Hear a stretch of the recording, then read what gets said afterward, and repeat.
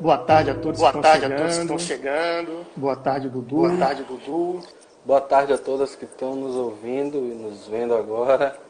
Um prazer estar aqui nesse projeto do UF nas Ruas. Me chamam Dudu Ribeiro, né? Me chamam, não sou eu mesmo que me chamam. Me chamam Dudu Ribeiro.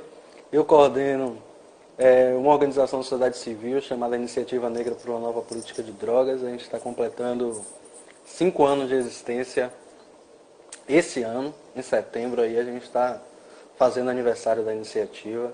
A iniciativa é uma organização que ela tem sede aqui em Salvador e lá em São Paulo, né? A partir da minha companheira Natália Oliveira. É uma organização que trabalha em 3 frentes de forma mais dedicada, que é pesquisa, advocacy e comunicação para engajamento. Como você encara a questão da necropolítica em relação ao político do Brasil hoje, com relação à população? Como é que você faz esse debate? Você citou aí já, né, o trabalho do camaronês, aquele em Mbembe, que fala sobre necropolítica. Eu trouxe aqui algumas várias pessoas para a gente dialogar, né? Aquela velha escola que eu chamo Escola Vilma Maria dos Santos Reis, e aí eu vou apresentar ao longo do debate um conjunto de contribuições que têm me feito pensar, elaborar e fazer luta, né? Quando a gente fala sobre necropolítica, a gente precisa pensar sobre o próprio conceito do biopoder que o Foucault trouxe, mas pensar como o Mbembe faz essa conexão com soberania, estado de sítio e política de morte, né? O termo necropolítica ele tem ganhado uma relevância tão grande justamente pelo avanço da compreensão sobre exatamente esse lugar da política de morte. Então, pensar a política de morte enquanto o próprio exercício da ideia de soberania do Estado, onde ele se estabelece. Então, a distribuição da morte enquanto política de Estado, ela é talvez o elemento, inclusive, fundamental da apreensão dos corpos em cárcere, né? No próprio trabalho do Foucault, quando ele fala no Vigiar e Punir, quando ele narra longamente a morte do parricida, presumido, na verdade, né? Porque a gente nem tem condições de averiguar se ele de fato tinha cometido o crime, do Demias, bem no começo do livro, todo aquele espetáculo do suplício, que depois Foucault vai falar que tem uma desconexão ou uma substituição do espetáculo do suplício pela economia do direito suspenso. A gente vai ver, na verdade, no século XXI, talvez uma convivência, que eu tenho falado, uma convivência assim, muito perversa, que não houve uma substituição, na verdade, é uma continuidade e um caminho concomitante do espetáculo do suplício com a economia do direito suspenso. A experiência de expor o corpo sendo punido, na experiência dele, e que o próprio Foucault narra, que é propositalmente demorado para a felicidade ou para o consumo da plateia, a gente vai observar nos programas de meio-dia hoje esse espetáculo do suplício sendo explorado para o consumo da plateia a partir desse corpo criminalizado. Talvez o presídio seja o lugar de máxima extensão da possibilidade de desumanização provocada por esse poder de matar. Porque quantas pessoas estão olhando, nem estou falando só na pandemia, estou falando durante todo o período antes da pandemia e depois da pandemia, quantas pessoas olham para a vida das pessoas presas? O próprio Mbembe fala que o grau mais baixo da sobrevivência é matar. E aí você pega num cenário conturbado como o que nós estamos, né? Não sei se vocês todos estão acompanhando, por exemplo, o que está acontecendo hoje, nesse momento, e desde dessa semana lá em Minneapolis, nos Estados Unidos, depois da morte de mais uma pessoa sufocada. E é interessante, né? Porque não é o primeiro, né? O Eric Garner também tinha sido sufocado, por causa disso teve a campanha Eu Não Consigo Respirar. E o Silvio Almeida trouxe ontem uma aproximação sinistra entre o Covid e a forma dos negros morrerem nesse contexto que é a asfixia, né? A falta de ar. Então, eu acho que é tipo assim, uma extensão desse poder de matar, que essa medida de se armar para evitar o conflito, na verdade, é uma estratégia de incentivar o conflito. A teoria europeia, a gente tem aqui alunos do direito, da segurança pública, trabalhou ao longo do século XVIII, século XVII, uma teoria de que todos são iguais, o Estado é soberano e garante a paz, ele tem o monopólio da força, só que a experiência colonial nas Américas e em África foi o exercício cru do terror, né? Então isso me chama a atenção no conceito de necropolítica. E mais, essa necropolítica, ela persiste no tempo. Acho que esse é o fio da meada, né? Não é uma experiência tão remota assim. Ela permanece viva nas estruturas, inclusive do Estado brasileiro. Mas, Dudu, com relação à questão das drogas, então você tem o Estado que define não só a disciplina dos corpos, biopolítica, mas ele define quem morre e como morre.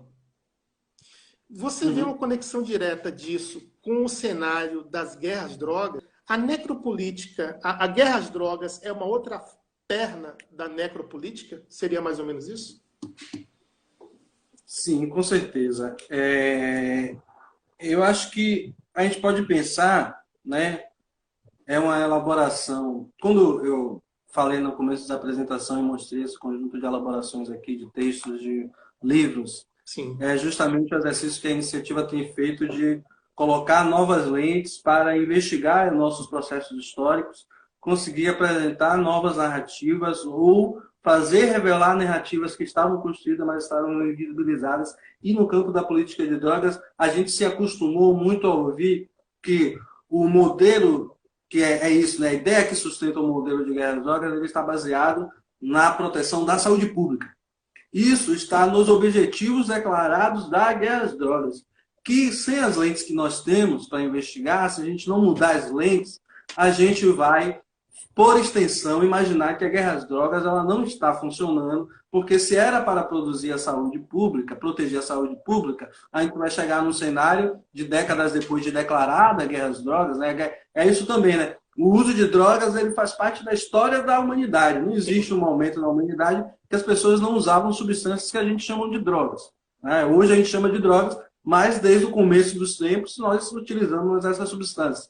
A novidade, na verdade, do ponto de vista histórico, é a proibição. Então, desde a declaração da guerra às drogas, aí a gente ia chegar nessa conclusão de que, desde que começou de ser uma guerra, a gente não reduziu a quantidade de pessoas que consomem, a gente tem mais drogas disponíveis, a gente não controlou o mercado, e aí chegaria nessa ideia falsa de que a guerra às drogas não funcionou. Certo. Com essas lentes é que a iniciativa aposta em outra narrativa, de que, na verdade, a guerra às drogas, se a gente for investigar a sua construção histórica, ela tem funcionado muito bem, para o que ela sempre se pretendeu. Aí a gente vai buscar os objetivos latentes da política, para além dos objetivos declarados. Os objetivos declarados seriam a proteção da saúde pública. Mas se a gente for olhar as primeiras iniciativas de controle de alguma substância psicoativa, eu não quero ir muito mais longe, porque se a gente quiser buscar controle de substâncias psicoativas lá no século XVII e no século XVI, a gente acha. Sim. De café, inclusive, de tabaco, inclusive. E o começo do século XIX ele é muito significativo para a intensificação de instrumentos muito importantes que sustentam a necropolítica no século XX, porque também, virado do século XVIII para o século XIX, a gente vai acompanhar uma das mais importantes revoluções negras que nós temos conhecimento, que foi a Revolução do Haiti. A Revolução do Haiti, ela impacta diretamente na forma de pensar dos colonizadores, e isso faz o que a Célia Maria Azevedo chama onda negra, medo branco. O século XIX é meio invadido pela ideia de precisar controlar as populações para evitar processos como o que aconteceu. E aí o que aconteceu no Haiti. E aí um conjunto de ferramentas vão sendo construídas. E aí a gente vai ver na segunda metade do século XIX também um esforço muito grande de controle das substâncias psicoativas nos Estados Unidos. E ela é fundamental para o que vai acontecer no século XX. Porque é a partir daí que a literatura, inclusive, e as expressões políticas dos Estados Unidos começam a identificar as substâncias com as populações. E esse conjunto o conjunto de medidas que começam a ser tomadas para o controle dessas populações não tem a ver em nada com saúde pública. Na verdade, ela é também uma proteção dos empregos na crescente indústria americana para preservar os empregos para os nativos brancos e perseguir as populações não nativas brancas. Então, as drogas já começam a ser utilizadas para o controle populacional e não para a proteção da saúde pública. Eu vi alguns textos, alguns documentários, que nos Estados Unidos o processo de regulamentação da cannabis fortaleceu os grandes grupos econômicos e em detrimento dos pequenos produtores, que já faziam a produção na ilegalidade. Como é que você vê isso, essa questão? A regulamentação vai favorecer a classe média e os oligopólios? Essa é o horizonte?